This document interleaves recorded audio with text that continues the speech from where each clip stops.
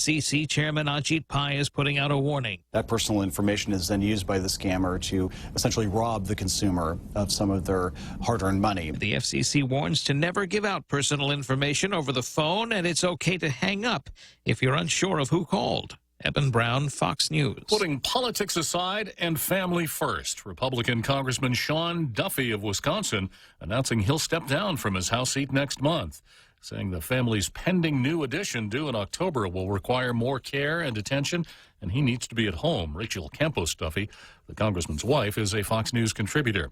A Michigan City Council candidate who drew headlines with a controversial comment, dropping out of the race. Jean Kramer is no longer running for a city council seat in Marysville, Michigan. Last week, the 67-year-old sparked outrage when she said she wanted to keep Marysville a white community as much as possible. She then followed up by saying, in other words, no foreign people. Kramer also caused controversy when she said she didn't think people of different races should marry. The city's mayor called Kramer's comments racist, vile, and jaw-dropping, and he urged her to quit the race. On Monday, she did, although her letter didn't cite a reason. Pam Puso, Fox News. One of the downsides of a better economy, too much traffic. A study by Texas A&M University finds increased gridlock added about 12 minutes to the average daily car commute in 2017.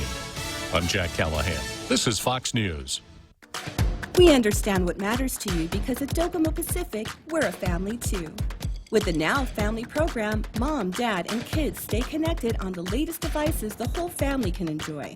For just $155 a month, get 3 lines with 30 gigs of 4G LTE data each, and endless use of your favorite apps without affecting your monthly data bucket. Add more, get more, save more. Docomo Pacific, better together. Some conditions apply. Are you ready for some football? The Ray Gibson Show has got your NFL fix every Friday on Sports with Blake. Be a part of the action by going to yahoo.com's Fantasy Sports Pro Football Pick'em. Join League 3384 with the password Ray Gibson. Choose your team name and get your game on. Winners get a chance to win some awesome prizes that get you through the NFL season. The NFL Picks on the Ray Gibson Show is brought to you by Current Guam. Tall Tales with Bob Klitzkie is brought to you by Bank Pacific. Banking on the Pacific for 65 years. Welcome to Tall Tales with Bob Klitzkie, the only show on talk radio where common sense is a lot more common. Phone lines are now open at 888-TALK. That's 888-8255. And now, The Point proudly brings you Tall Tales with Senator Bob Klitzkie. And now, sitting in for the vacationing Bob Klitzkie, here's Daryl Taggarty. A well-regulated militia being necessary to the security of a free state, the right of the people to keep and bear arms shall not be infringed. Good afternoon and welcome to Tall Tales for a Tuesday, August 27th. I'm Daryl Taggarty, sitting in for Bob Klitzkie. He'll be back in 41 days. 41 days, that's right. And I am in touch with him. We don't have an item for the Second Amendment today, but we do have that reminder that the Second Amendment is under attack these days, has been, with the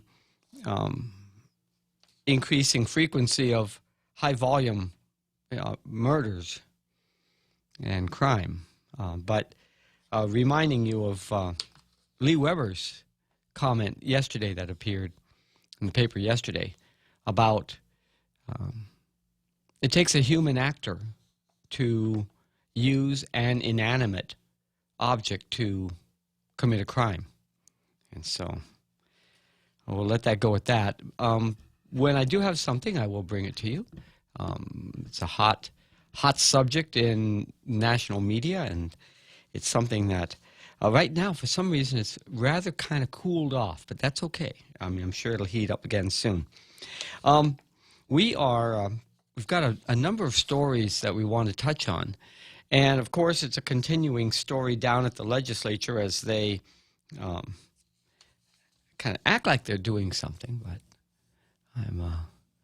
I'm less than impressed by their performance or by their performance as in acting, because there isn't anything going on down there that couldn't have simply been done by rolling over the previous year's budget. There's really not that much. And this is the budget that was requested by the incoming administration, the new administration. It is not the budget that was prepared and imposed on the leaders of 2019 by an outgoing legislature and an outgoing governor. This is the new budget, and it looks like the old budget. What's that song, Won't Get Fooled Again? There's a line in there. Something about the new boss, same as the old boss. Well, let's go on to Zami Ikatni.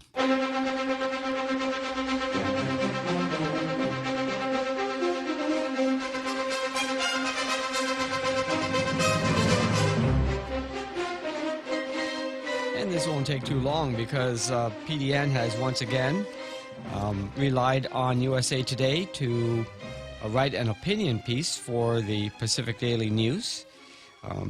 Opinion page on page 16, and that is entitled U.S. Has the Wrong Strategy on China. It's written by Republican Congressman Will Hurd, who represents Texas's 23rd Congressional District. And it's a good article. It talks about how the strategy on how to confront a rising China does not seem to be working, and that we need to take them on in a different way.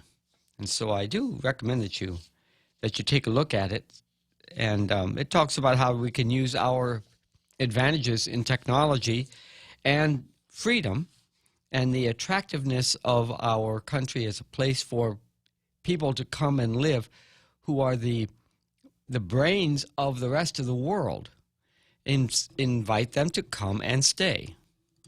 Basically immigrants. But let's not say that too loudly, lest there be some kind of distinction. And perhaps there should be, but that's something for Congress to go ahead and make policy on. And I guess they're going to have to do that in order to have some kind of a policy on immigration. So we'll set that aside,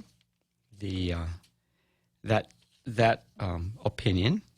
And we'll go straight to the editorial in today's Guam Daily Post, entitled, Mayors Can Help Remove Mosquito Breeding Grounds to Prevent Dengue from Taking Root on Guam. And this is on page 18 of today's Guam Daily Post. Many of us were glad after a suspected dengue fever case on Guam was ruled out a week ago. But we shouldn't be complacent.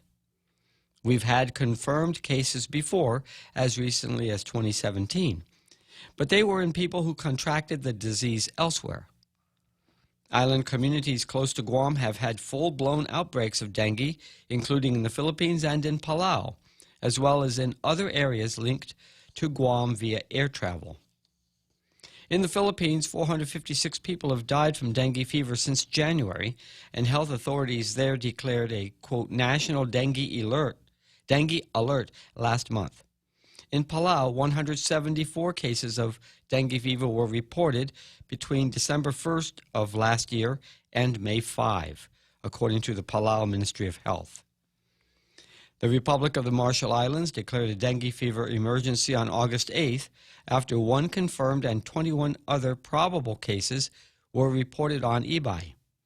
Marshall Islands Secretary of Health Jack Niedenthal issued a travel advisory restricting domestic travel from Ebeye to the outer atolls. Dengue fever is characterized by a high fever, severe headache, severe pain behind the eyes, joint pain, muscle and bone pain, rash and mild bleeding around the nose or gums. In some cases, it can be fatal. Director Linda DeNorsi has said the Department of Public Health and Social Services will continue to monitor outbreaks in the region and keep Guam residents informed. Dengue is transmitted through the female Aedes aegypti mosquito.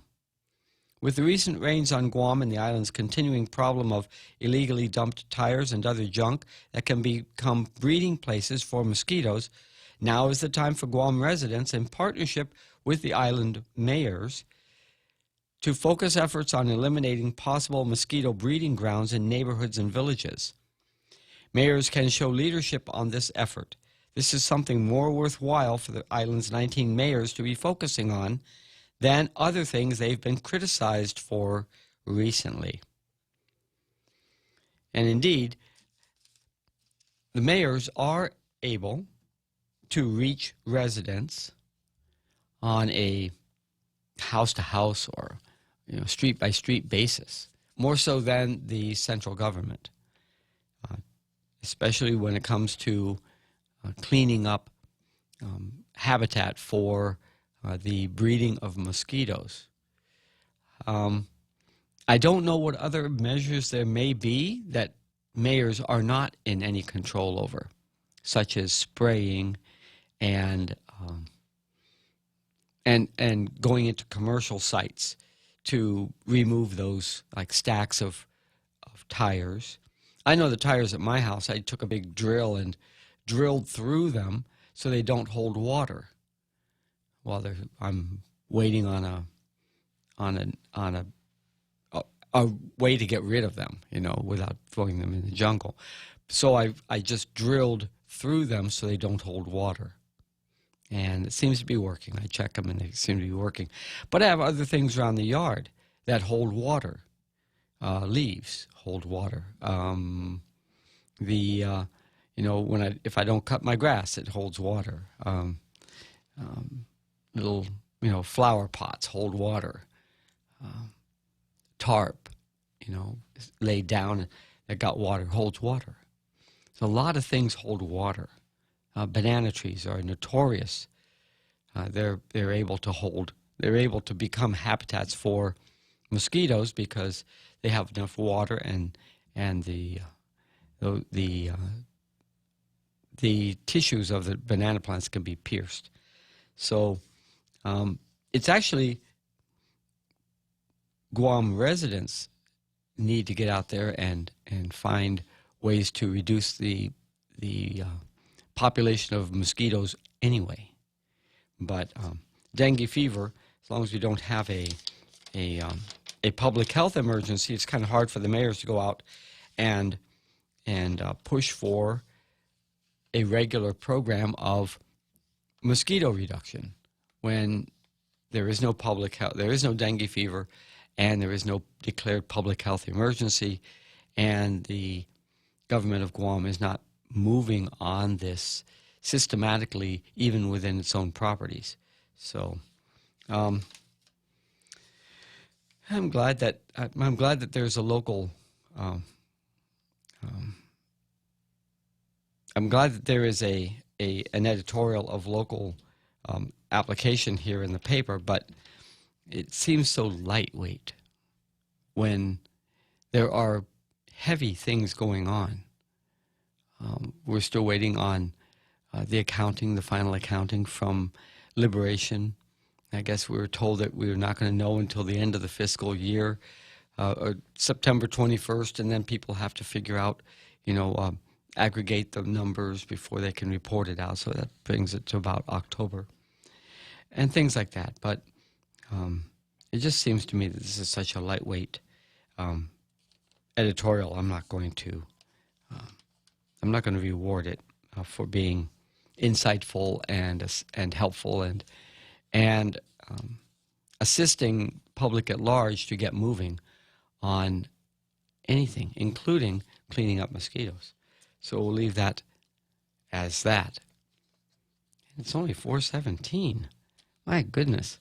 I am happy to announce and for you to hear that we are on the air, because yesterday we were having some trouble, and I didn't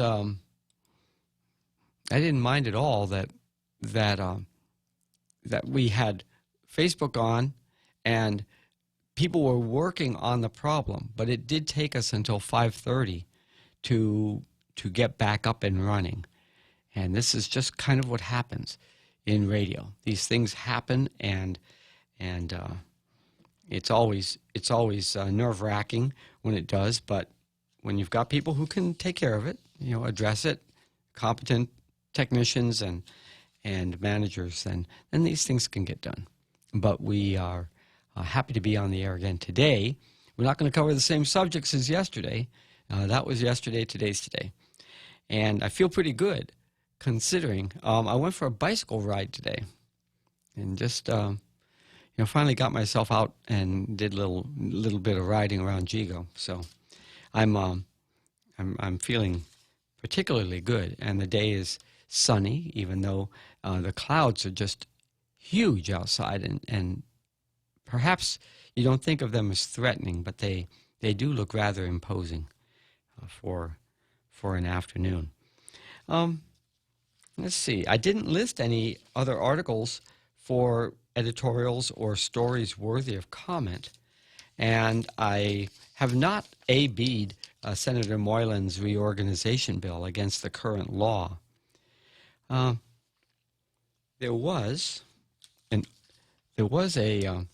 an upcoming academic forum on decolonization that it was announced several days ago, and I figured, we'll get around to it when it happens. We'll talk about it when it happens. And even rolling into this weekend, we'll still talk about it as it's happening. But Bob Klitzkie and I have been sending some emails back and forth about this subject, and just lightly, just noting that it's there. And he was writing. There's a quote. Like Guam, they come from nations that are colonized or have been colonized, and as our island continues its quest for self-determination, we hope this conference will generate a deeper interest and understanding of this process, Wombat Borja said. And that's the quote from the article. And then our own Bob Klitzkie said, our island isn't engaged in a quest for self-determination. Decolonization is not a synonym for Chamorro self-determination. No attempt has been made to decolonize Guam. And just give you something to think about there. It's an interesting perspective, and it's time to kind of parse those words and see just what it is that, not to use decolonization and self-determination interchangeably. And so I look forward to him getting back here and waxing poetic on this. It's so the article is from Guam to host international conference on decolonization, and there's also one article in print that, besides the one that he pulled down, which is from Pacific News Center. So we'll get around to that, but not today. Did you see the Speaker's letter to the delegate? It's listed in the paper today, concerning cockfighting. So interesting that, and they printed the letter out, and it's kind of, you know the term snarky. Well, this is really snarky, but we'll come back to that in just a few moments. Let's get to line one and see what's shaking out there. Haven't had any just the calls yesterday after 5:30, but good afternoon, line one. You're on the air with Tall Tales. Good afternoon. Welcome to the air. Thank you. It's good to be on air. Since I'm on radio, I may as well be on air. I wonder what happened yesterday, but now you're on the air. Yeah, no, it's okay. We're back. And you're coming up. out Lima Charlie. What's Lima and Charlie. That means loud and clear. Oh, okay. You forgot your military phonetics? No, I never learned any military phonetics. Anyway, this is Tango Oscar Mike. Tom, T-O-M. Yes. Hi, Tom. I know you by the sound of your voice. So thank you for calling. What's on your mind today? What's on my mind is I was just curious when I was using Q-tips on my right ear, it accidentally came out in my left ear. I don't know what happened. But did it help? That's the question. Did it help? Hey, another question for you that's related to decolonization. Shoot. When the U.S., I don't know whether it's the United States, I don't know if they call it United States back then, but when the U.S. went to war with Mexico, okay, and the U.S. acquired California as a war prize when the U.S. won the war against Mexico. Yeah. California became part of the U.S.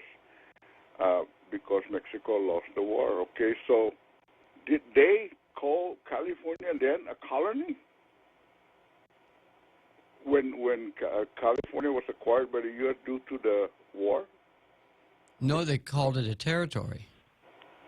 They called it Mexican territory, and then the people who were living in the territory, they petitioned to be recognized as the residents of the territory, as citizens, U.S. citizens residing in the territory, able to organize a government. But isn't that the same situation as what Guam is? Guam was acquired because Guam, the U.S. won the war against Spain. So Guam was acquired as a war booty, as a price of the war, okay? Yes.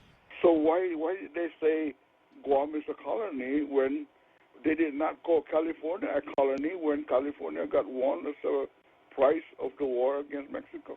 Well, I think... Why don't they just say, like they said, California is a territory now of the U.S., so why didn't they just say Guam is a territory of the United States and leave it at that? Well, they didn't really have colonies. Guam is a colony.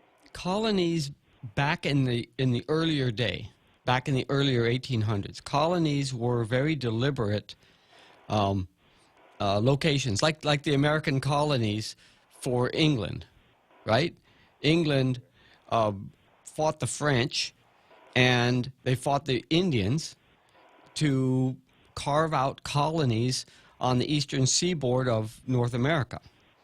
And those were colonies. They moved their people in, they moved whoever was there out, and they said, this is the place that we're going to colonize, like putting ants, down to take over an area. Okay, but that's not what happened in Guam. In Guam, it was... the reason why I say that did not happen in Guam, because when the Spanish came to Guam, they did not colonize Guam. The Spanish people did not settle in Guam. Nobody wanted to. Nobody wanted to.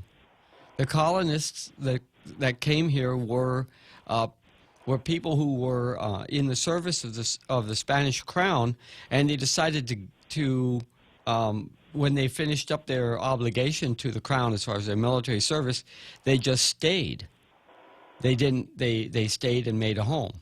Because they were, and it could have been Mexicans, it could have been Peruvians, whoever coming from other Spanish colonies, even from the Philippines.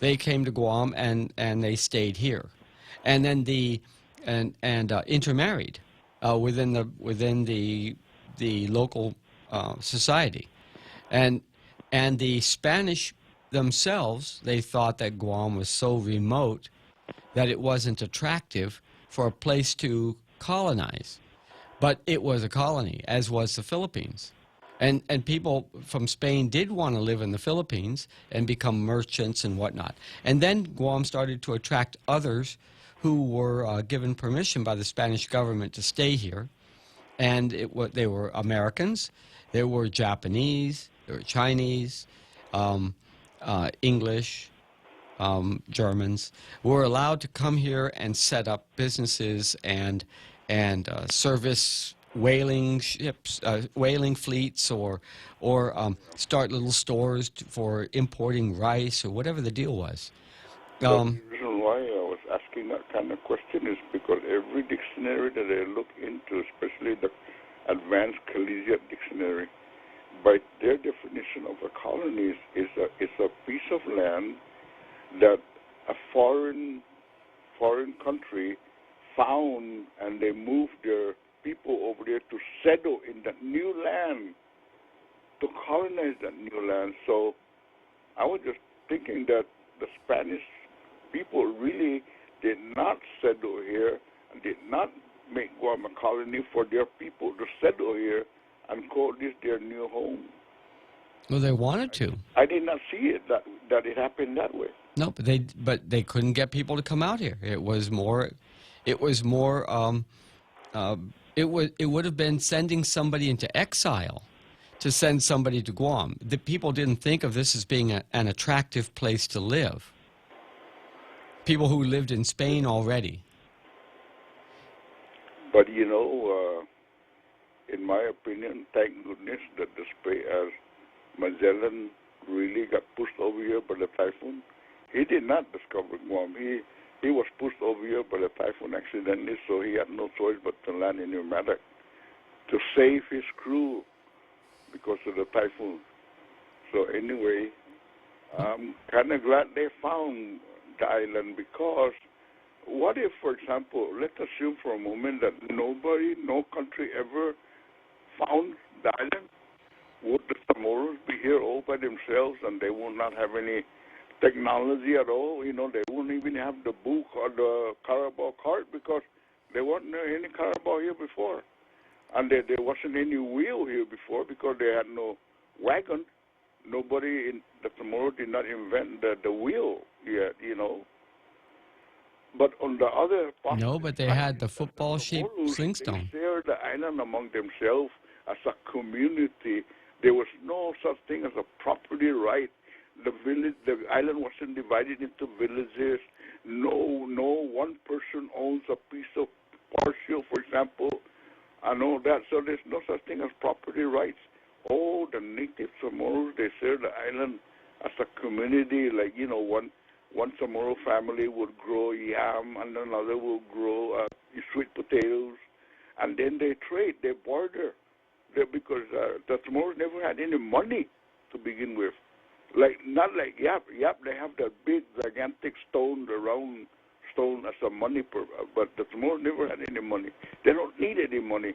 They just use their product that they grow to trade, trade with each other.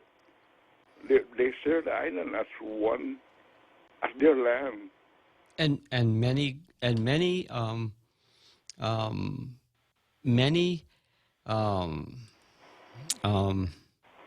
societies have gone through that phase until they bumped up against other people who had a different idea about how they should be organized. Yeah, only the Spanish people are the ones that introduced property rights on the island, and the Spanish are the ones that started dividing the island, and then it just makes me wonder how these big landowners own so big a property, but yet there's another Chamorro that was just quiet in the background and did not have the nerve to go up there and be a loudspeaker and say, hey, if you're going to give 10 acres to Joe Blow, I also want 10 acres.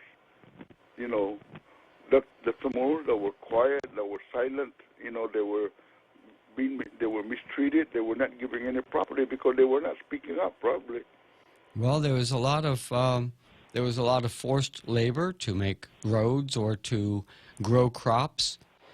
Tried to make an agricultural industry here, also to grow enough to sustain ships that were coming, that were landing on Guam, to provision those ships, whether they were Spanish ships or other visiting ships, but to build bridges, build churches, build something of public, forts. There was a need for local labor and they were pressed into service. But, Tom, I need to take a break here. You want to hang on, or do you want to call back again? Oh, hang on now. Okay. Do you have a caller coming in? Not yet. Okay, so let's take that break now at 4:33, and we'll come right back. Everybody's heard about the bird. The bird, bird, bird. Circle K has a 3-pound rotisserie chicken, now available for the introductory price of $9.99. It's the biggest, tastiest, and most affordable rotisserie chicken of its kind on island. Save even more by getting a family meal with 2 sides and a bottle of wine for only $25.99. The Circle K rotisserie chicken. Get yours today. Circle K. Take it easy. Parents, start your child's school year right with healthiness and fun. Complete your child's immunizations, annual physical, dental, or eye exam at FHP and receive a free gift for each exam visit. Perfect for back to school. Valid from July 15th to August 31st or while supplies last. Visit their website or Facebook page for more details. Call 646-5825 and press 2 to schedule an appointment today. Most private insurance accepted. FHP Health Center, our island, your clinic. Tall Tales with Bob Klitzkie is brought to you by Mezcla Chamorro Fusion Bistro, inviting you to try their lightly smoked double-cut pork prime rib chop, pan-seared and oven-roasted to a juicy finish, served over a crispy potato hash cake, sautéed vegetables, and a black cherry wine sauce. Available in Agadia and in Tumon at the Grand Plaza Hotel. For reservations, please call 969-2652.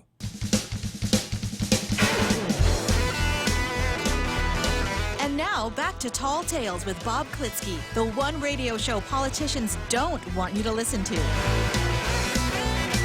Call now, 888-TALK. That's 888-8255. And now, sitting in for the vacationing Bob Klitzkie, here's Daryl Taggarty. And before the break there, we were talking with Tom, and he's still waiting on the line here. We're going to get right back to him in a moment as soon as I say hi to Jen Delgado, and also Nate Horn and Richard Wittenbach Santos. Hey there. And Margaret Blas, half a day, calling from, this is from still in California, right?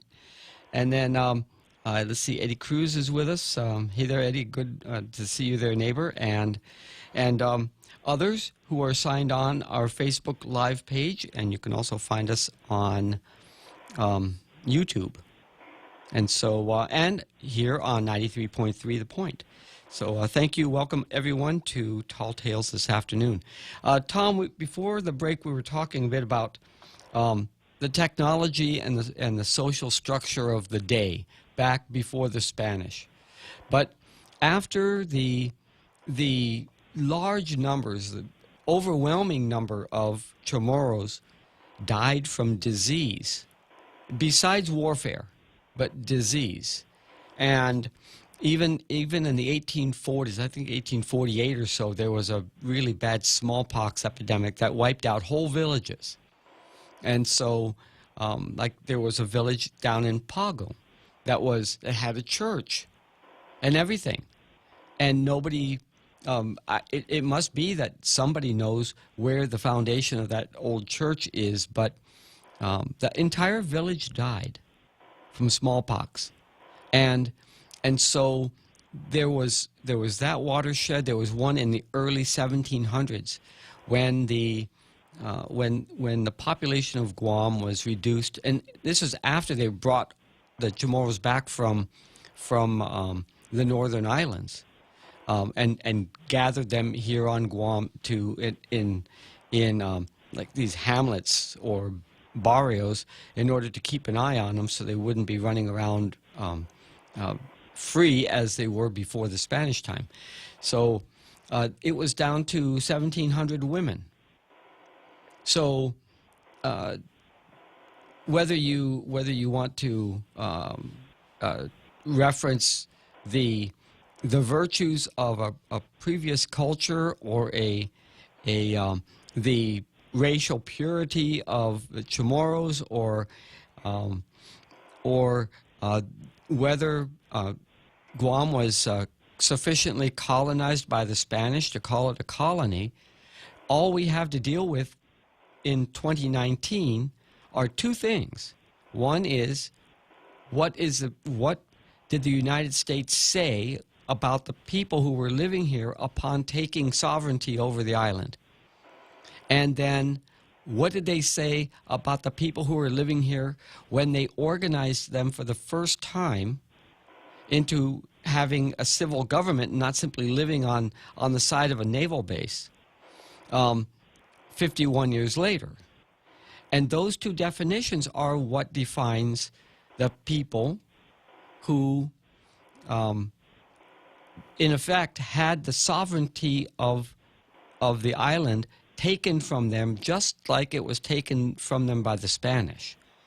Never mind the virtue of the cultures or the racial makeup, because even by 1898, 1899, Chamorros were so intermarried with other cultures, with people from other blood, other racial lines. The distinguishing characteristic was, and especially after the removal of people from the Americans, removed anyone who wasn't, who had moved here from another country, and they took them all out, and they eventually took out even the priests who came from other countries. But what had happened is they defined the people who were living here, and then they exercised sovereignty, and then they organized a government. And so that's all we have to work with right now. Yeah. We cannot change history, I guess. But, you know, last month when I climbed into my homemade time machine, I dialed the year that I want to go back to 1620. So I went back to the time in 1620, and I looked at the Chamorros. There were no other people here because Magellan landed in Guam in 1625. So no, Magellan was 1521. The beautiful paradise, that's true paradise here. Well, there was... And I kind of enjoyed it because the women were not wearing anything. Well, but, you know, if women are not wearing anything, then the novelty really wears off, doesn't it? Yeah. And, it's just all hanging out there, you know? It looks like a true Garden of Eden, you know? And then the Spanish people came and at Chamorro Mel to the idea to eat that fruit out of that tree. So the Chamorro ate the tree, and that's it. Everything then started going downhill. Yeah. But anyway,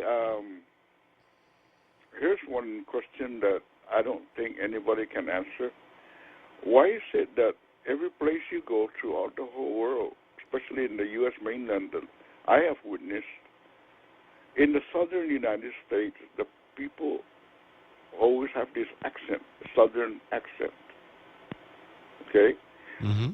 Versus the people in the north of the United States, right? Then here on the island of Guam, the southerners, Imatic and Mauricio, they have this accent that is different from the people in northern Guam. Why is that? That every place you go, the southern part of that piece of land always have a different accent. I don't know if it might be that in some places the people that are in the north have the accent. But even like in China, the people in the south have different dialect. Or the way I understood it here on Guam, the people in the south were more tied to their area, and they didn't move around or come from different areas of the island as other people in other parts of the island did in the north. And they were coming from northern islands, brought down from the northern islands and populated the northern part of Guam. But the people in the south more stayed there. This is just the way I understand it. And so they have accent more like Rhoda. Yeah, so when you're saying then that if a Chamorro moved from Ilmatic to Jigo, he lost his accent in midway. As he's traveling, he lost his accent. I think we're going to have to take a poll, because they might have a southern. They might have gone to moved from Umatic to Jigo via 10 years in the U.S. Army, stationed in Georgia or Texas, and then they went to Jigo with a Southern American accent, English accent. Yeah. You've heard those. You've heard those it sounds funny. Yeah. You know, that listen to someone who got stationed in Kentucky and then they get Kentucky accent, or they're stationed in so Texas. It's the eighth wonder of the world. Well, you know, there are advantages. That's why I'm not so concerned about the outcome of any vote. Yeah. Because I think we are sufficiently experienced to make up and educated to make up our own minds about this, and stop pushing this thing out in front of us as unfinished business. At some point, we're going to have to stop. We're going to have to start solving problems and not just keep gnawing away at the same problem. So let's talk about our seriousness of our situation today. I believe that Congress and the President of the United States, when they signed the Organic Act in 1950, they are giving Guam a limited self-government. And I believe the reason why they did that, to give the people of Guam a chance to see if they can govern themselves, because the United States knows that we are a growing island, that we are a growing government, and we have to learn how to govern, just like they learn how to govern themselves when they declared independence from Britain, right? And then after that, they wrote their constitution, and they ratified. And it took them a couple of 100 years to really make it good. Well, actually, each of those American colonies had charters. They were chartered by the king for a certain religious group to move their people over to this one area, and then they had the rights to move into that area and to colonize it and have anybody from their group to come in. Or they were told that they were organized for a purpose, and they all had charters. They were chartered, and they had boundaries that were allocated by the king, and that was how the American colonies started. When the Organic Act was passed, the people of Guam already knew how to govern themselves, but as far as local matters of local application, but they had an appointed naval governor. So even though we had representatives, and there were several governors who assisted in building institutions of local governance to replace those that the inhabitants were used to under the Spanish crown, where they had the alcaides, the mayors, right? To replace that, they had the commissioners, and they had the House of Assembly, and that was in order to have locally the kinds of governmental institutions to be started that would be parallel to what the local inhabitants were being taught in the schools, in the American textbooks. This is how government is organized under the United States, in the states, the counties, the cities, the towns. This is the way government is organized, and so they did that before the war, and then around 1930, and then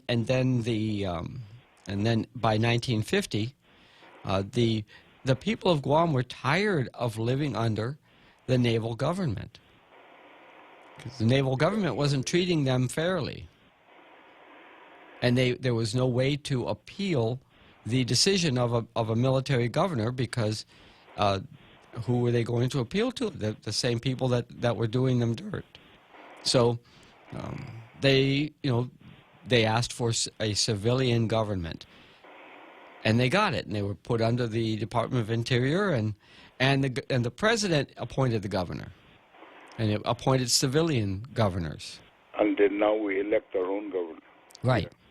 Now the question is, what are we doing with our power to self-govern? This was part of the discussion I had with Bob over the last But couple the of way I hours. see it right now is that we are showing the United States Congress and the President that we are really not ready because we are just fighting among ourselves right now. We cannot even decide who should be voting on this plebiscite. We're fighting. Well, Isn't that shameful that Congress, the United States, is looking at us and say, why are they still arguing over that simple thing about a decision on who should vote in the plebiscite? Because we haven't even had a chance to tell Congress what we really want, because we cannot even decide on who should vote on our plebiscite. That is the obstacle right now that we're having. You see what I'm saying? We are brought up as Christians that we should love our neighbor like we love ourselves, that we should not discriminate against anybody just because they have a different color of skin. And why are we just trying to discriminate against Mr. Davis? Why are we not giving him a chance to decide on the destiny of an island that he now lives in, that he raised his children in, that his posterity is going to be living here for the next 100 years? Why can't Mr. Davis be able to have a voice? That's the thing that's the heartburn that I have right now, is that we are discriminating. That's like two courts have already told us. Some moral judge in Guam told us that what we're doing in our plebiscite law is wrong. Then the appellate court in Washington State told us that it's also wrong. When are we going to accept the fact that our plebiscite law is wrong? Why don't we just ignore it or repeal it, get it out of the way, throw it in the trash can where it belongs, and let's have a true plebiscite? And they got to look at the dictionary for a plebiscite definition, and the dictionary will tell you that a true plebiscite is really a vote of all the electorate. That means everybody that is registered to vote, that is old enough to vote, should vote on the plebiscite, regardless of what race they are. Tom, let's take a break, and we'll discuss this more right after this. All right. This is Ronnie. Ronnie is about to break his piggy bank. Come on, piggy bank. Ronnie wants to upgrade his smartphone. And this piggy's gonna help me. If Ronnie had signed up for GTA's handset payment option, he could have selected a new smartphone with an affordable monthly plan. I could have what? Exactly. Sign up for HBO at GTA and don't break the bank. I'm sorry, piggy bank. Terms and conditions apply. GTA, we start with you. Mescla Chamorro Fusion Bistro brings you island hospitality with a true taste of modern Chamorro cuisine. A bistro look that feels like home. Their menu features local and traditional flavors with a twist. From their famous Kelaguen Hafa to fresh ahi poke salad and their award-winning barbecue ribs. Mescla takes your favorite local dishes and serves them with extra flair that you'll only find at Mescla Chamorro Fusion Bistro. Stop by their newest location in the Grand Plaza Hotel in Tumon. For reservations, call 969-2652. Mescla, a true taste of Guam. Tall Tales with Bob Klitzkie is brought to you by Bank Pacific, banking on the Pacific for 65 years.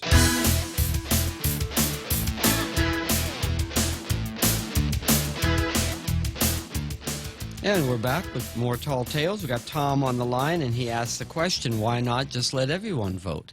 And he sees that as being the impediment to moving forward with the question after two courts, and the courts in two different cases have ruled that there is that's not going to square with the way that things are done in the United States. Tom, I have a call on line 2, and let's see if that person, I mean, I can talk, I could answer it back, right? But let's go ahead and let that other caller jump in here and maybe talk about the same thing, okay? Okay, got it. Line 2, you're on the air with Tall Tales. Yes, so I think the issues you got, there's a need to acknowledge what a specific group of Anumku went through. Either if you did not survive the Japanese occupation, then you're of a different experience. You know what I'm saying? If you, it's like a right of, I'm not saying right of, you shouldn't have. They shouldn't have gone through it, but they did, and so there's a feeling that we want specifically these people, and then the argument is, well, what about their descendants, right? But these people should have a role. They should get compensation for having gone through it in the war, and we consider them our elders, and we want to get their perspective. Now, having said that, and what it feels like is there's a need for a nation within a nation, meaning like in the States you've got all these different tribal reservations. These are all different nations, tribal nations, and what it should be is a tool for them to survive within the United States as one of the many, right? E pluribus unum, one of the many who are Americans. The reservation should be a tool for them, and it's their rights because there was a peace treaties that were involved. Now the thing is, the way we feel is we were left out every other step, if not every step of the way, every other step of the way. The peace treaty, I don't know that we had any representatives that were there voicing our concern. When they said, hey, let's split up the Marianas because, Uncle Sam really only needs Guam. We don't need all these other islands, right? Did anyone think what the inhabitants' point of view was? No. I mean, and you have all this experience with other tribes and reservations, but that was at the end of a rifle or a bow and arrow. So that they spilled their blood to fight for their rights to have this reservation. So it was not something that they didn't pay a price for. There's this feeling that we need something to it's not to symbolize, but as an acknowledgement of what specifically Chamorros have been through, and unfortunately because of the Spanish-American War in 1898, now more specifically the Chamorros of Guam, political status. But I get this sense that if it's fashioned in the way that the Americans fashion it, it would be more like a reservation within or adjacent to the jurisdiction, which is the legislature. And then even the legislature, there's a question whether it should be bicameral. So there's all sorts of political adjustments that will probably need to occur, but it's not unsolvable. No. In fact, I think Robert Underwood is giving some kind of a speech tonight about. Yeah, he's going to go through. He's been a scholar, historian, and an actor, elected and by association, part of association, working on issues of political rights for we use the term interchangeably, Chamorros, but the people who were here when the Spanish government ceded Guam to the United States as a result of being defeated in the war in 1898, and so in the peace treaty, not only did they give up rights to Cuba and Puerto Rico and the Philippines, but also Guam. And so the irony is, I think Cuba and the Philippines were the bigger issues of national security. I'm not exactly sure how, but Guam didn't seem to be as much of a factor, except for I think Bob Klitzkie was saying as a refueling. It was a coaling station. It simply was the technology of the day required that ships, the smaller ships that couldn't carry so much coal, would have to have a place to stop and load coal and load fresh water in order to run their boilers. And so Guam was a necessary stop to accommodate the technology of the day, transportation technology. So it's a hub. It's a hub. Ironically, we're still a hub, but in this, for the moment, it's cables, undersea cables. Yeah. For internet or these Absolutely. high speed communications. And back in the 1840s, we were a key stopover point for reprovisioning with supplies, which were brought here, items that would be of need, hardware for the ships, and also the island was big enough to have an agricultural economy that could provision these ships, the whaling ships that were operating in this part of the world. Thank you very much for your call. I'm going to comment more after the break. I'll comment more on this, but thank you very much for your perspective and reminding us of Robert Underwood's talk this evening. And that'll do it for the first hour of today's Tall Tales. It's a minute before 5 o'clock. And we'll be back after the halftime show and Fox News at 5. Do stay tuned.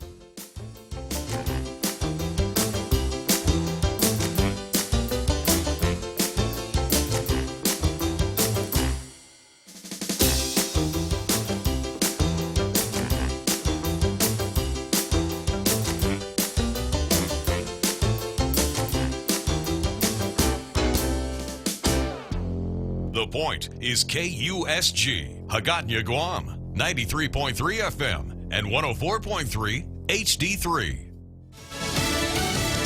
Closer to a trade deal? I'm Jack Callahan, Fox News. Following the G7 summit meeting in France, President Trump says he believes China wants a trade deal. I do. I think they want to make a deal very badly. I think they very much want to make a deal, and the longer they wait, the harder it is to put it back, if it can be put back at all. After Friday calling him an enemy, the president Monday called China's President Xi a great leader. Talks with Chinese trade negotiators were scheduled to resume in a few weeks from now. Asian stocks closing Tuesday higher in China and in Japan, but lower in Hong Kong. Dow futures are down about 30 points after the Dow gained nearly 270 points on Monday. A judge in Oklahoma orders Johnson & Johnson to pay the state $572 million, finding its aggressive marketing of painkillers helped to escalate the state's opioid crisis.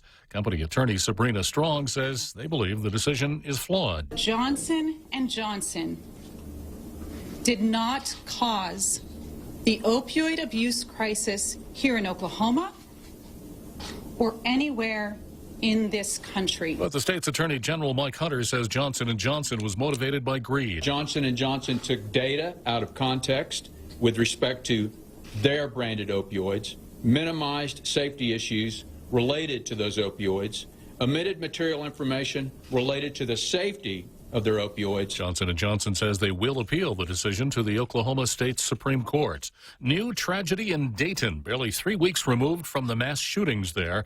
A man suspected in the stabbing death, in a stabbing in a Dayton suburb, jumps into a police cruiser, steals it, drives it into downtown, then crashes it into a van filled with children. 2 of them were killed, several others hospitalized, some reported critical. That crash site less than half a mile away from the shooting scene of August 4th. America is listening to Fox News. Hafaday, this is Congressman Nicholas. Our office is currently visiting our villages, providing contact information for our office and taking any inquiries we may be of service with. All vehicles and staff are appropriately identified for your safety. Please feel free to let our constituent outreach team know how we can be of service to you, and thank you for your kindness.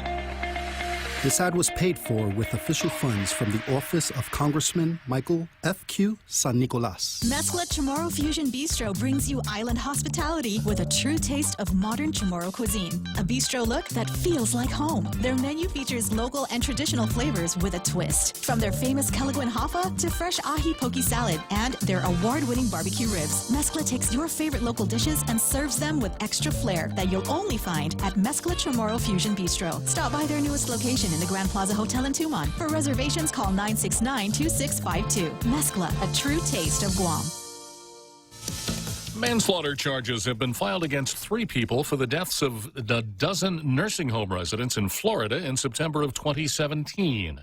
The Rehabilitation Center of Hollywood Hills was left without power and air conditioning. Following Hurricane Irma, residents were not evacuated in the sweltering heat. Tropical storm Dorian is bearing down on the Windward Islands in the Caribbean with 70-mile-an-hour winds. A tropical storm watch is posted for Puerto Rico, parts of which are still recovering from Hurricane Maria 2 years ago. Residents are worriedly preparing. Very tough, very tough. We don't have water, ice. The whole island has been traumatized. We're worried even with rain. Bad dreams about this because, we have a very rough time the last in Maria, so we have to be prepared. If it maintains its track and strength, Tropical Storm Dorian could impact Florida by the weekend.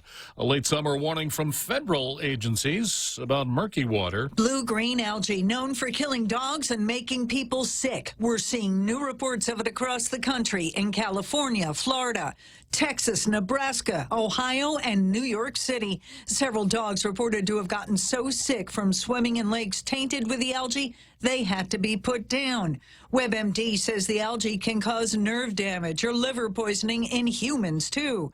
The Environmental Protection Agency says you should avoid bodies of water that have a green or scummy look or smell bad. And don't let your pets go swimming in it either. Jill Nato, Fox News. Taylor Swift wins Music Video of the Year at the MTV Video Music Awards for her You Need to Calm Down video. I first want to say thank you to the fans because in this video, several points were made.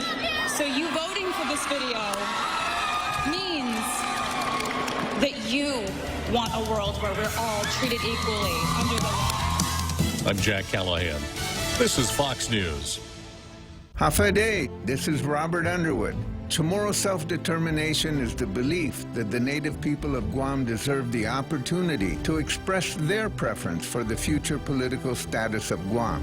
Since the Spanish arrived and the U.S. acquired Guam in 1898, the Chamorro people have never had the chance to formally express their preference for the island's future. Supporting self-determination is something all of us who love Guam and understand its history can support. This is why I invite all of you, regardless of your background or politics, to come out on September 2nd, 8 a.m. at Adelup for Fanohgi, March for Chamorro Self-Determination. This will be a peaceful and lawful walk from Adelup to the district court. All are welcome, and it will be great for families and friends to bring signs and show their support for Chamorro self-determination. Its time has come. Tall Tales with Bob Klitzkie is brought to you by Bank Pacific, banking on the Pacific for 65 years.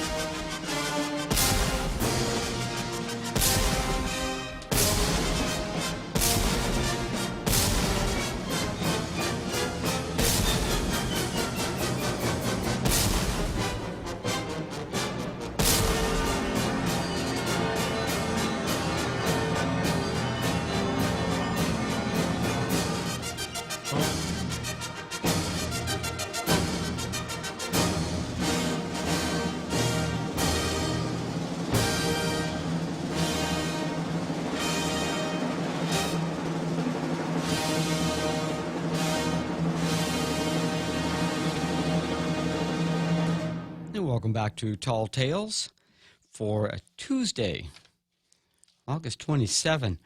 I'm Darrell Taggarty, sitting in for Bob Klitzkie. He'll be back in 41 days doing what he's doing. And until then, I'll be here. I'll be here for the rest of this hour. Last hour, we were listening to voices of the community concerned with this question of Chamorro self-determination. Robert Underwood came online on Facebook Live and said, please learn your Guam history. Every step of the way has a unique history. Tom, please call me when you have the chance. You have a very interesting and engaging position. That's right. So that's going out to Tom. from Robert Underwood. And I also pulled up the announcement, University of Guam to host a talk by former university president Robert Underwood on self-determination. This appeared about 5 days ago in the Pacific Daily News, and it starts at 5:30. Two University of Guam student organizations will host a talk by former UOG president and Guam delegate Robert Underwood today, August 27th, on decolonization. The Political Science Student Association and Manielan Marianas will host Setting the Record Straight, the recent historical basis of Chamorro self-determination, a presentation by Underwood. And it says, in late July, the U.S. Court of Appeals for the Ninth Circuit upheld the District Court of Guam's ruling in Davis v. Guam. This led to the government of Guam planning its next steps forward. The ruling brought forth many questions, arguments, and misconceptions surrounding decolonization and self-determination, a release from UOG stated. So coming up 5:30. In his presentation, Underwood will trace the history of the Chamorro push for self-determination from his time as the first Chamorro to testify at the United Nations in the 1980s up to the Davis v. Guam case today. While tracing this history, Underwood will also demystify many of the common misconceptions surrounding the issues and take questions during a subsequent question and answer session. The presentation will be held 5:30 to 7:30 today, August 27th, at the University of Guam Class Lecture Hall. That's the one that's single story in between the 3- and 2-story buildings facing the road as you drive in. The event is free and open to the public. So those of you who may be wondering about it, or maybe you're very well read about it and you want to familiarize yourself with the perspective of a longtime educator, a longtime person active in seeking to resolve this question since back in the late 70s, early 80s, as an educator, and also as a five-term delegate representing Guam in Congress. He'll be available. And so that, and I see that I have a call on line 1. Welcome to Tall Tales. What's on your mind? Hey, Darrell, this is Carl. Hello, Carl. Welcome. Good to hear from you. Thank you very much. I've been kind of listening to the conversation while I was driving around, and I'm back home, so I figured I'd give a call in. Mm-hmm. Hey, can you hold on a second? I'm hearing the phone in the background. I mean, the radio in the background. Can you just give me 2 seconds to run and turn it down? Yeah, sure. Yeah, I guess it's a good time not to talk about the speaker seeking an update on the cockfighting ban, federal cockfighting ban, from Delegate San Nicolas. That's a thankless job. Yeah, thank you. It's a little distracting to hear myself in the background or you in the background. Oh, I know exactly what you mean. It's very distracting. Yes, thank you for doing that. And sure, let us know what's on your mind today. Yeah, I just wanted to chime in on the issue of political status. From what I've heard from Bob, he's a pretty good student of history, and he said in 1898 we went from being a Spanish possession or colony to being basically a prize of war after the Spanish-American War, along with Puerto Rico and a few other places. And then, my understanding is from in the years around the war, before and after, we actually were pursuing citizenship. I think people were just kind of tired of being just a coaling station out in the middle of nowhere. We wanted to be, upgraded to a territory or a colony, whatever you want to call it, and we wanted to pursue citizenship. So to me, this is something that we actually pursued. It wasn't something that was forced on us. And in the years after that, after 1950, the Organic Act and all that. You know, my mom was here during the war, as were her several siblings, brothers and sisters. It was about 8 or 9 total in the family, and they were here during the, siblings, total 8 or 9 siblings here during the occupation. Mm-hmm. And in all the years that I knew my mom, when I was born, I was 50 years with her. I never heard her say a cross word about the United States or my uncles or aunties.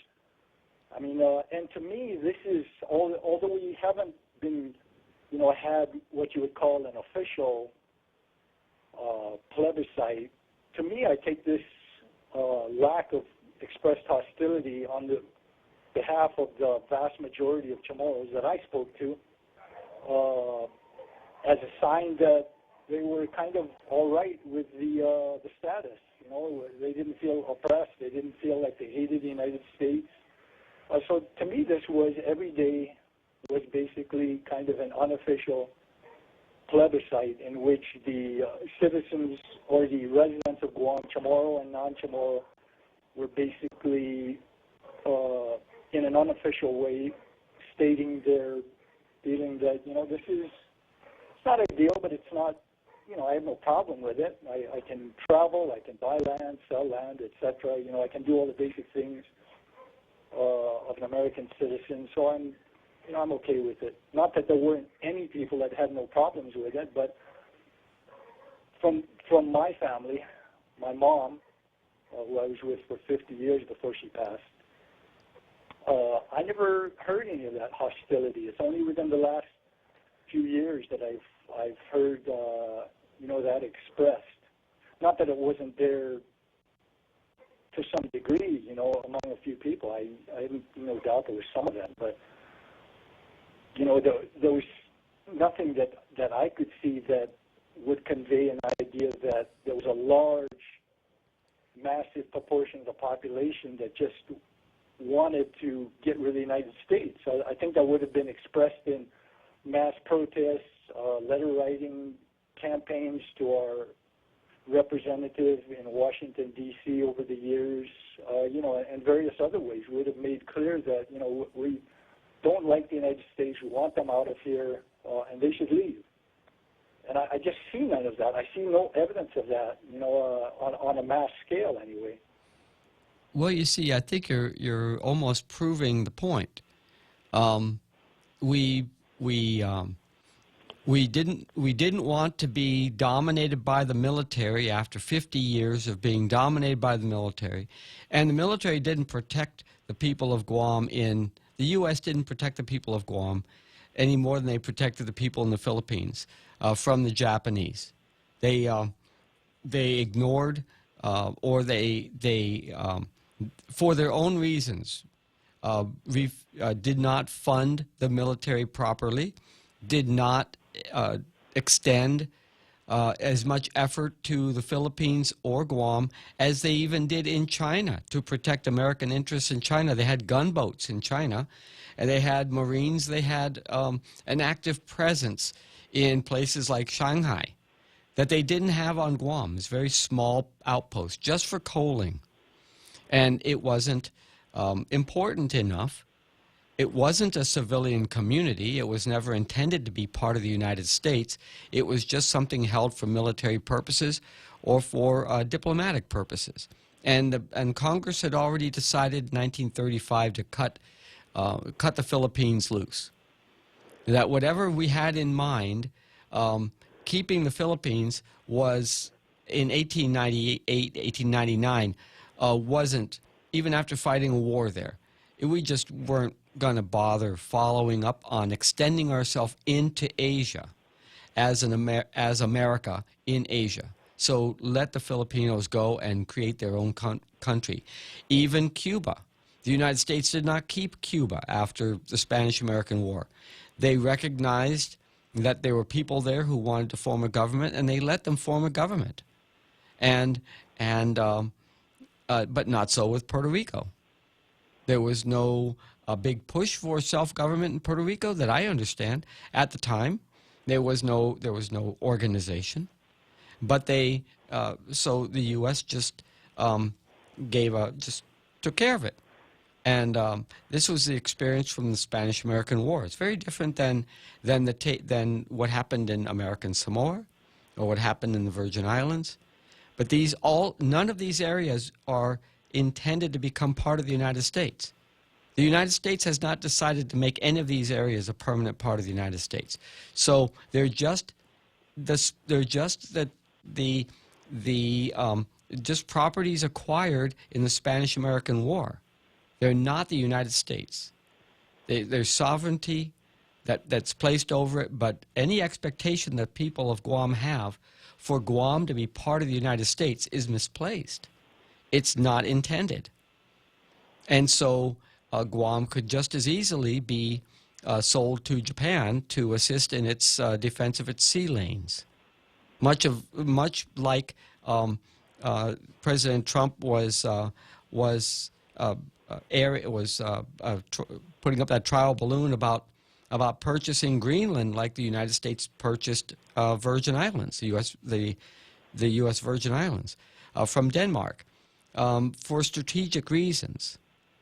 But not even to make it part of the United States, not to make it a 51st state, but just put it under the American umbrella for defensive purposes and make it a strategic territory or a freely associated state where we would have deny the area to other countries.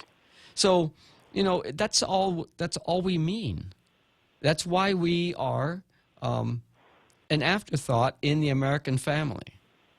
And this is well, clear. The United States, it wasn't in their plan to become a colonial superpower, like Britain was. I mean, it's why the Constitution is made the way it is. It was made for, it gave states rights, and really they weren't really interested in acquiring, land around the world. That's how it kind of worked out. But it's like we're not really interested in doing this, expanding our territory all around the world as Great Britain had done and Spain had done. It kind of turned out that way, didn't it? After they fought the Spanish-American War, and our ships were already poised in Hong Kong Harbor to attack the Spanish in the Philippines because the president at the time was not really clear, but the Secretary of the Navy was, and he made sure that the ships were ready to roll. Or was it not even the Secretary of the Navy? He was the Secretary. Theodore Roosevelt was either Secretary of the Navy or the aide to the Secretary of the Navy, and made sure that the ships were in position so that when at the first hint of conflict that the United States would take the Philippines from Spain. And then we would have a presence in Asia, just like the European countries that were carving up areas of China for their markets and for their influence, and also the Dutch in Indonesia and the French in Indochina and the British in Malaya. All of this, the Japanese in Taiwan, took Taiwan from China in 1895. U.S. wanted to jump in and get it too. And this is only a continuation of taking, and Hawaii, and also from that they had taken basically by moving in businessmen and dominating the dominating commerce and sort of boxing in the local royalty, and the U.S. buying Alaska from Russia.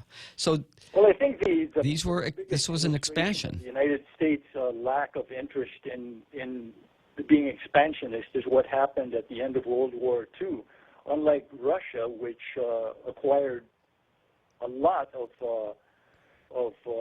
countries that became their I guess basically colonies, or their the countries in Eastern Europe that became a part of the USSR. Whereas the United States, although there were many countries that were badly beaten down and could have easily been taken over, they pretty much devoted resources to helping Germany rebuild, helping Japan rebuild. And although they wanted a military presence there to act as a deterrent against any future aggression by specifically USSR or Russia, there really was no interest in coming in and completely taking over. You know, not to take. Highly That's aggressive right. in their taking of land. That's right, because the United States basically wrote the UN Charter, so that we would break up the system of military reach throughout the world. We were the last ones standing after World War II that we were able to extend ourselves around the world. The French and British were exhausted, so were the Belgians and the Dutch. They were not going to be able to withstand the pressure, not population pressures, and the pressure of people in their colonies to push for independence, and there had to be an organized way to do so against communism, and so we acted on that, and we went through it. We didn't take any. We took Okinawa, but we gave that back in 1972. We took Iwo Jima. We gave that back in 1972 or 1970. But yes, but Manifest Destiny and the taking of the mainland of North America was intentional, and then since then, Americans have been politically divided on the question of whether to continue to expand. Some were very happy to see the Panama Canal Zone go back to Panama, and others were furious about it. They thought that any place that we acquired should be kept, and so. And this is a political pendulum swinging in the United States. It's not principles. I think the key issue with the Panama Canal was that it was such a militarily important piece of property in the case of a conflict. If someone hostile to the United States got a hold of that, they could very easily choke that off as far as a shipping lane. And that's what's happening. What's happened with the Spratly Islands. The Chinese have seized that island, and although there are countries much closer to it who have more right to it, they've seized that, they've militarized it, they've put landing strips on it, they've put missile launching facilities on it, and that shipping strait sees an estimated over $5 trillion of shipping goes through there. So that is an extremely militarily significant. And so, Carl, a shipping lane. And so, Carl, people living under the American flag should surrender their expectations or the treatment that they're afforded under the American flag should give up their rights and simply call it an economic exchange for their island to be used for military purposes, and don't expect a political. Don't expect political rights or acknowledgement of having been taken. Just take it and be done with it. Is for us to pursue Commonwealth again. Go back to the Commonwealth and pursue that. I'm not for the status quo and just kind of sitting here and doing nothing. But there are many things that we could have done over the years. I'm not saying they would be easy, but there are things that we could have, and I think we should have done, such as delinking from the tax code, constructing a much more a tax code that is much more inviting to outside investment. The issue of constructing a constitution, or as Bob Klitzkie recommends, or patriating the Organic Act and amending as necessary.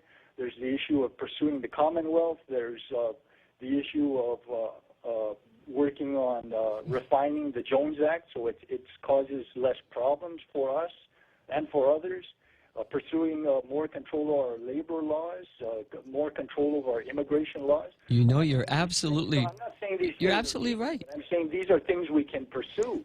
You're right. You're right. You and I agree 100% on this.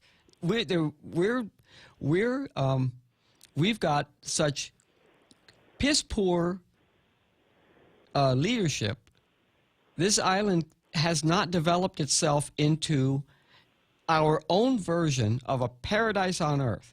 We have all the advantages, and we've done next to nothing with it, except to allow ourselves to be taken advantage of and not live up to our own expectations.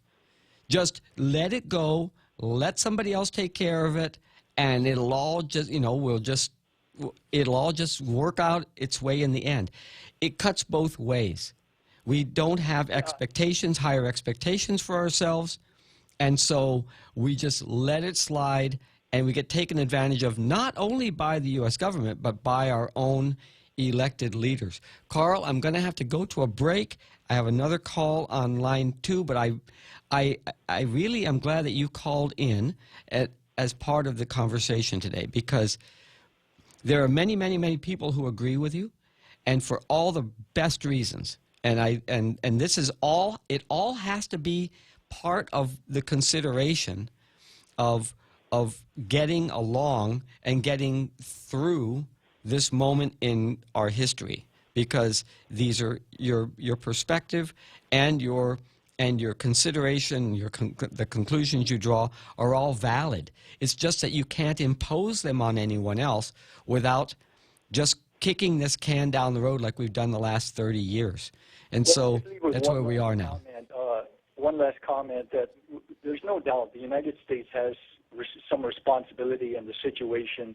I'm thinking specifically of the Compact of Free Association, but we also have responsibility. I think some, if not much of the situation we find ourselves in is because we've been too passive. We need more aggressive action in Congress on our behalf, and also locally, pursuing these things that I've listed, the Constitution, the Commonwealth, the Jones Act, the immigration laws. Amen. All these things we can pursue. Anyway, Darrell, thank you for allowing me to Amen. come in, and thank I you. Appreciate it. Well, thank you for your call, Carl. I appreciate your comments. Let's take that break right now. Real Joe, and we'll come back with that caller, Joe, on line 2. Okay, so just hang on there, Joe. We'll be right back after our 7th inning stretch. We understand what matters to you, because at Docomo Pacific, we're a family too. With the Now Family program, mom, dad, and kids stay connected on the latest devices the whole family can enjoy. For just $155 a month, get 3 lines with 30 gigs of 4G LTE data each, and endless use of your favorite apps without affecting your monthly data bucket. Add more, get more, save more. Docomo Pacific, better together. Some conditions apply. If you're building a career, there's a lot of really good advice in books, on the internet, and hopefully we offer some of that here on The Extra Point. I'm Jerry Roberts, and at 7:20 a.m. on The Ray Gibson Show, we'll explore the positives and possible negatives of digging into somebody else's opinion of what you should do. You can find daily transcripts of The Extra Point at GuamTraining.com. Brought to you by Guahan Insurance Services and First Hawaiian Bank on 93.3 The Point.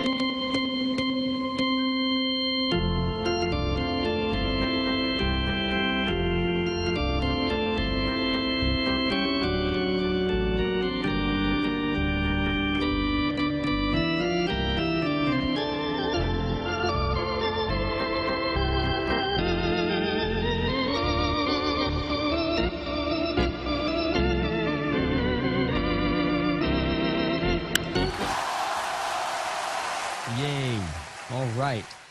Thank you very much for tuning in to Tall Tales this afternoon. We're having ourselves a free-ranging discussion of political status, and I know that we all have a stake in this, but it's necessary to get beyond this, to do what it takes to get beyond it, so we can not that we're going to solve all the problems. We just have to get started on them. Let's go to Joe on line 2.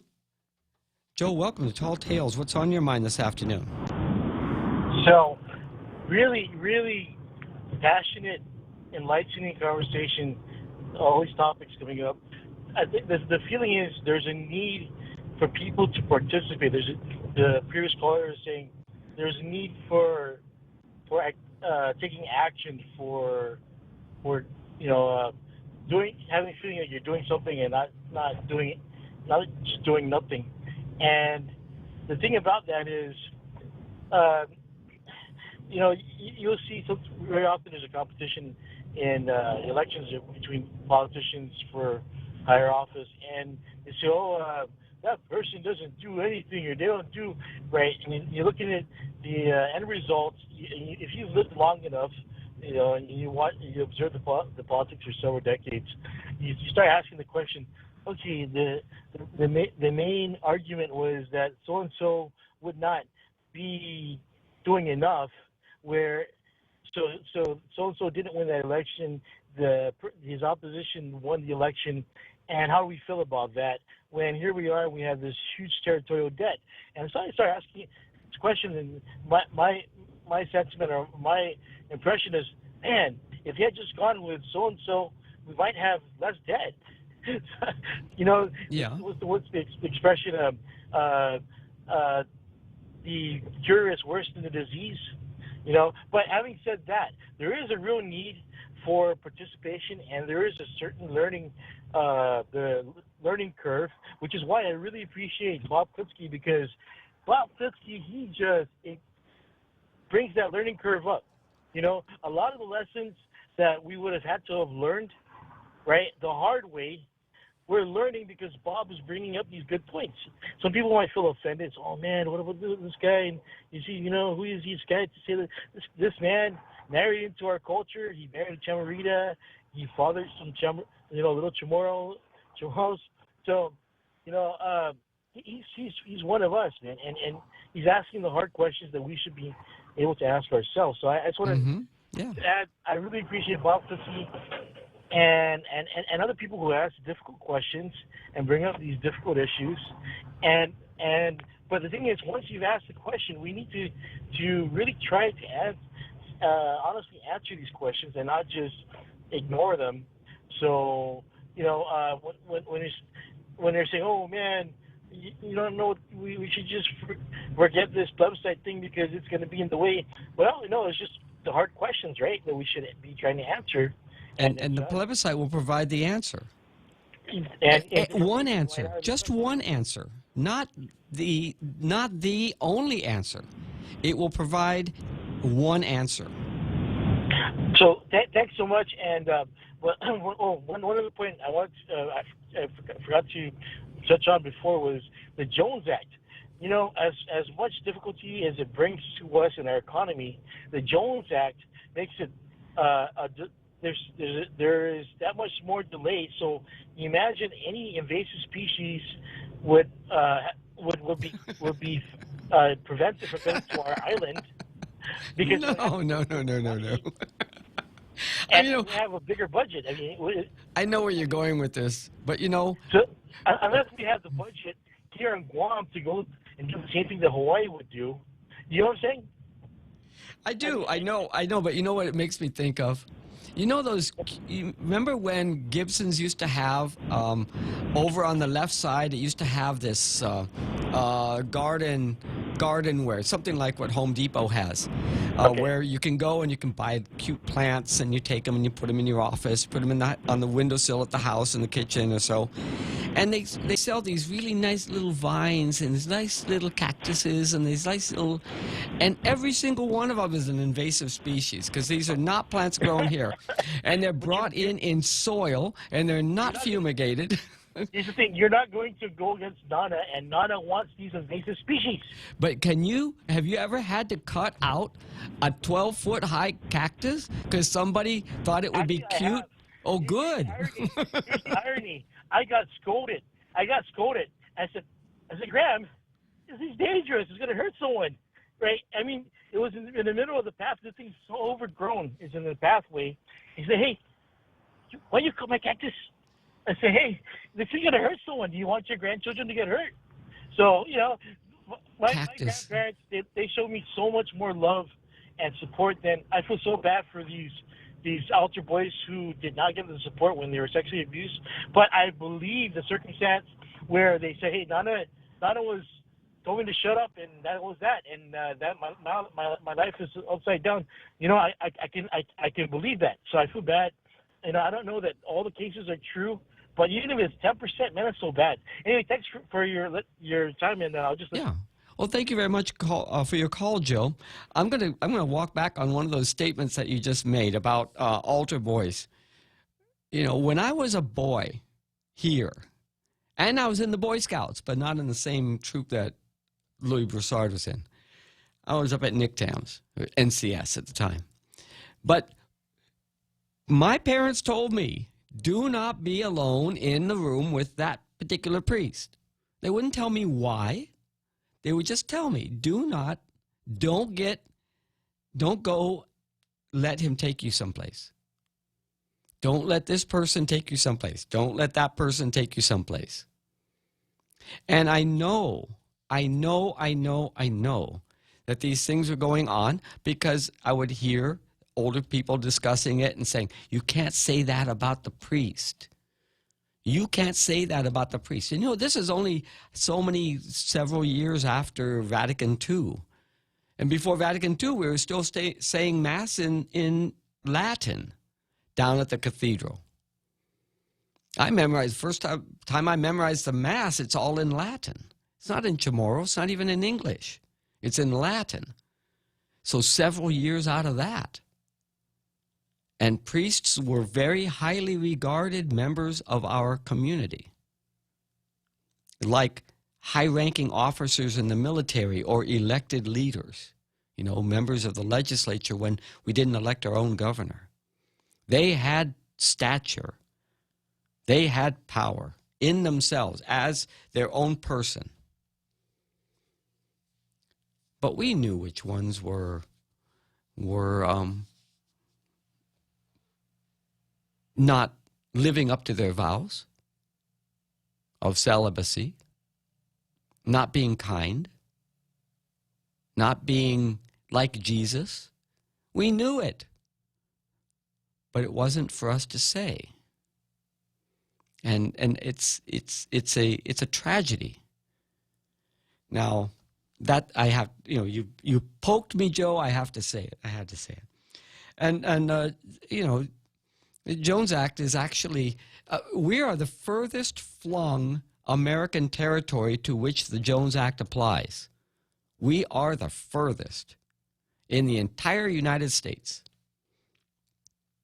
I think it's even further than if you take it, I guess if you take Alaskan oil and you put it on a ship and you go to Maine through the Suez Canal, then yeah, it's going to be a little, it might be further. But otherwise, we are the furthest, and maybe we're further than that. But I tell you, you know, it makes the cost of our goods go up. And, you know, if we just didn't buy from America, then, you know, American goods, if we do it, wouldn't succumb to the advertising on TV and radio and in the newspapers. You know, why are we eating Wheaties instead of eating, you know, something else? You know, Australian cereal or Filipino cereal. You know, then we could, you know, it's a matter of status. We're eating American food instead of eating Asian food or, you know, British food or, you know, somebody else's food. And that's what we choose to do. That's why we don't have as much price competition for food on the island. And we sure did love those Chinese goods when they started coming out cheap. We filled our houses with them. And now we got problems with China after they're all built up. But I thank you, Joe, and you're right, people need to participate and act after they've got the information. And that's why the vote always was supposed to come with a public education component. And the advocates of the various status options have been responsible for decades to make that happen. You've only been hearing Michael Bevacqua just because Michael Bevacqua says, okay, this is what I'm going to do. I'm going to get on my horse. I'm going to ride hard. I don't care if the others don't want to get on the horse and ride hard. That's their problem. They're just going to have to catch up to me. And I know that rubs Bob Klitzkie's fur the wrong way. But Michael Bevacqua is doing what was called for in order to have a public education program. And the statehood proponents and the free association proponents need to get busy and get out there and run a campaign. Collect donations, have meetings, form a strategy, have your, get your pictures taken with your buddies, go to the Chamber of Commerce and make your speeches, get reported in the paper. That's the public education campaign. It's a campaign. It's a political campaign. It is not an academic exercise. And that's why we need to say, let's go ahead and have this vote and figure a way to have it so that we can check that off and get on with what else we need to do. Because that's only one of the boxes we have to check off to get out of neutral here. And keep, we're not getting anywhere this way. 5:43 this afternoon here on Tall Tales. I was, Smug says, I remember Latin Mass as an altar boy. Apparently, I was an ugly altar boy. Nobody ever bothered me. Now, there are some real cuties, right?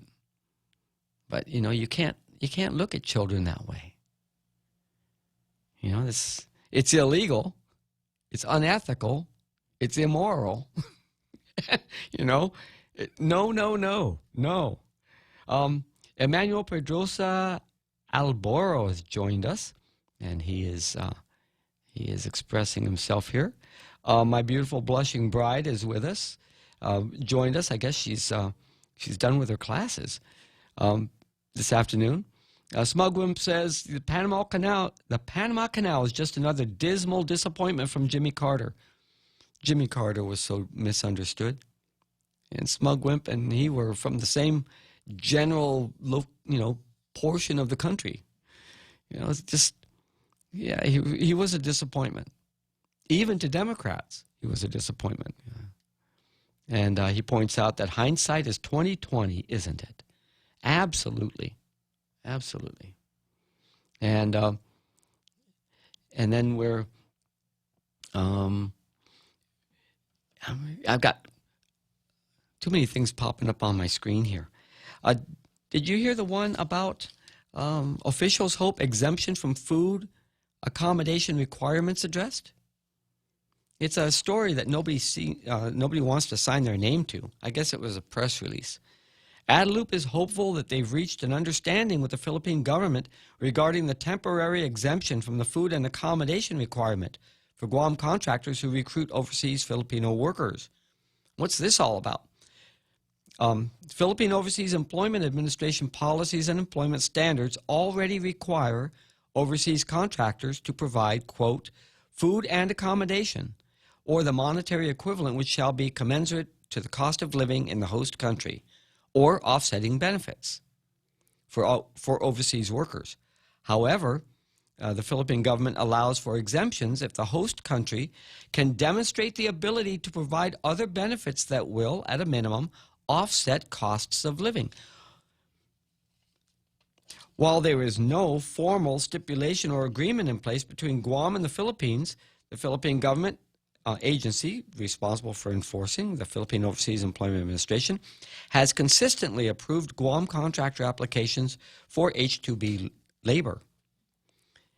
In March, the Philippine Consulate Office on Guam started enforcing the food and accommodation requirement, which means requests sent to the office weren't sent, as previously practiced, to the Philippines, said Adelup spokeswoman Janela Carrera. The consulate's office actions raised concerns among local contractors who raised the issue to Guam Department of Labor Director David De La Sola and the governor. And then it goes on and says all these different people were working.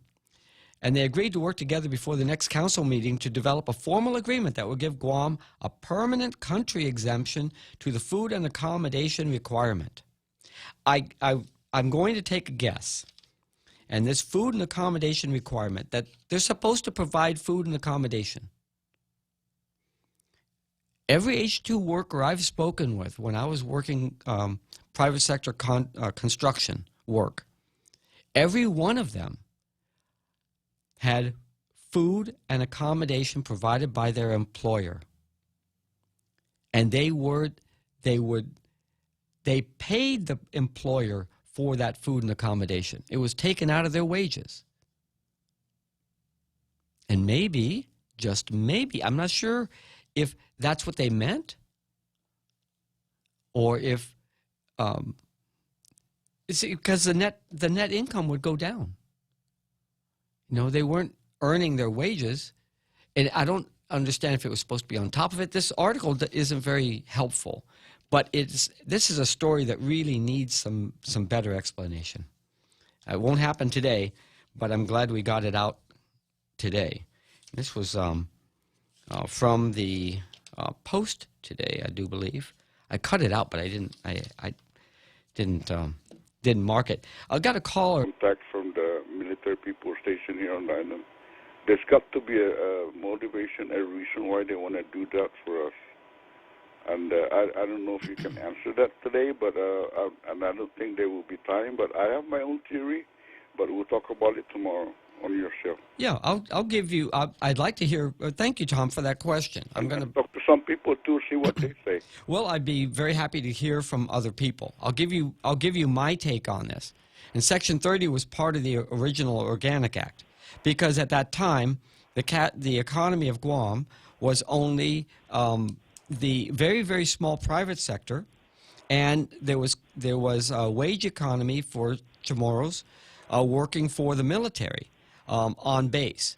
The jobs that they were hired for jobs such as working in the power plant, working that was the civil service. Those were the civil service jobs. Eventually became civil service jobs, and also the government of Guam. Well, there had to be some funding for the government of Guam. And the funding for the government of Guam was the tax base, the income tax base of that for income that was paid in Guam would go to, instead of going to the U.S. Treasury, and then the Treasury turning around and appropriating money every year for the legislature, they said, you use as your tax base the amount of money that is paid in by everyone who is on Guam, physically on Guam. And at the time, this was August, it was just, the Korean War had just started. But bases on Guam were being deactivated. So it was actually, Guam was shrinking in importance and in the numbers of assigned personnel. But it turned out to be okay. That's the reason. That's part. Good answer, but see, the Section 30 money is still in existence now, even if Guam's finances are a lot better than it was back then. And why do you think the federal government still wants to keep the Section 30 money intact?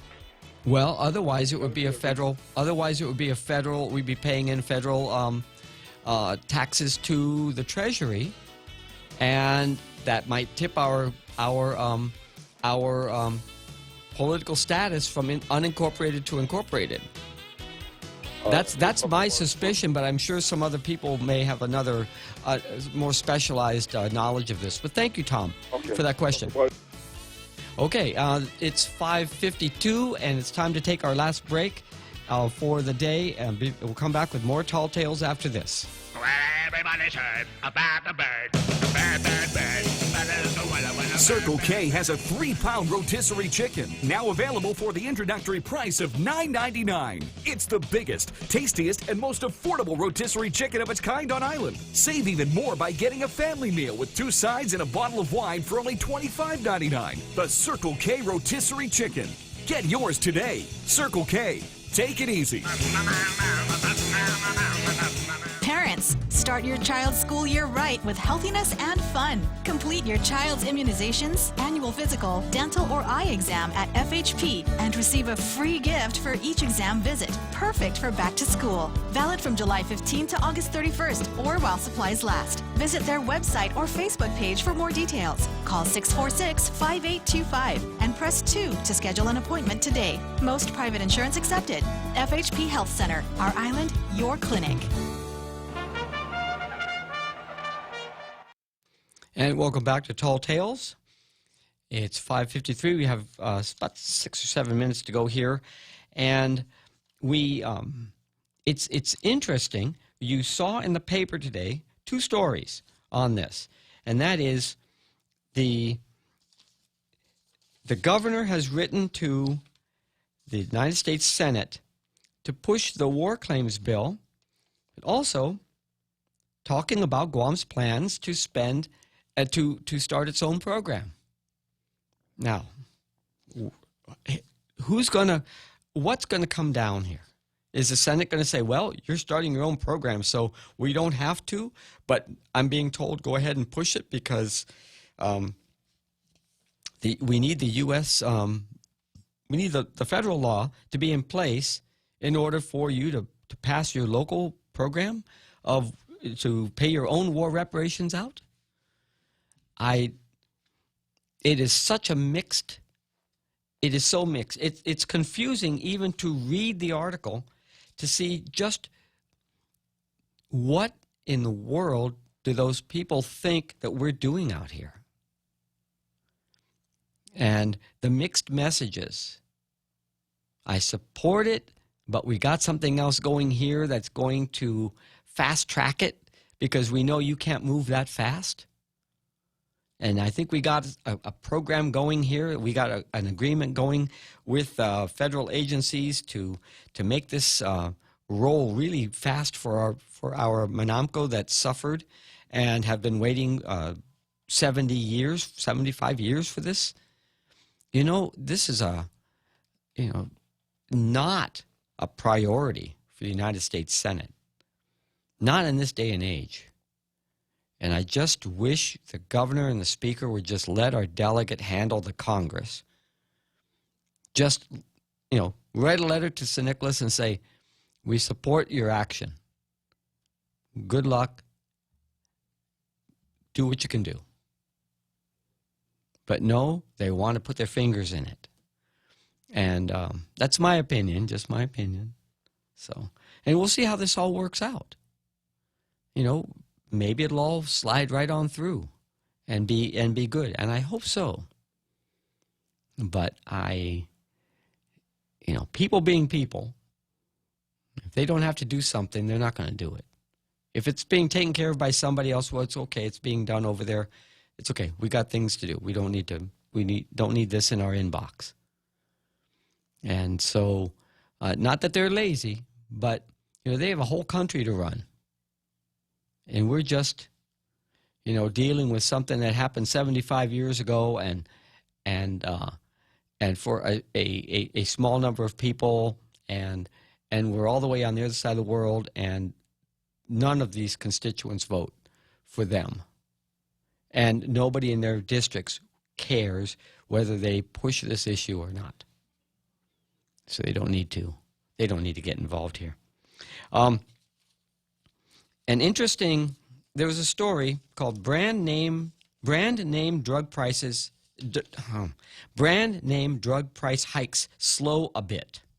And it's an Associated Press story on, let's see what page 25 of today's PDN. The part I really liked was the very last 2 paragraphs. This drug price expert and assistant professor of health policy at Vanderbilt University thinks drug makers may be trying to give the president a political win by taking fewer increases and limiting them to their biggest moneymakers. Some drug makers may be making up for that by launching their new drugs at higher list prices. Quote, I think everybody's just gotten caught up on how to play the game, she said. It's just a pricing strategy to make sure that they can try to make it look like they're slowing down the price increases to make a political statement because they're under fire. And there's a political movement to try to restrict drug prices as a government function, which itself is a pretty crude tool. And so they're trying to play nice, and they're responding to political pressure, which is a good thing. And so if you get a chance, take a look at that article, which comes about because of the unrestrained pricing practices of drug makers. to meet the demands of their investors, and to keep the stock price up. And it has nothing to do with healthcare or the quality of healthcare. It has everything to do with the viability of these companies that make the drugs, and that's part of the healthcare industry, and we have to be considerate of that as well. But there's got to be a better way to do this without pricing healthcare out of most people's range, or even the government's range to provide. Well, it's gotten us to 5:59. I'll be back here tomorrow. I'm Darrell Taggarty, sitting in for Bob Klitzkie. He'll be back in 41 days. Yep, 41 days. I'll be back here tomorrow at 4 o'clock. In the afternoon, Chris Duenas will be in for Ray Gibson tomorrow morning from 6 until 9. Tune in for him in the morning, and we'll be back again tomorrow with more Tall Tales. Have a good afternoon and evening, everyone.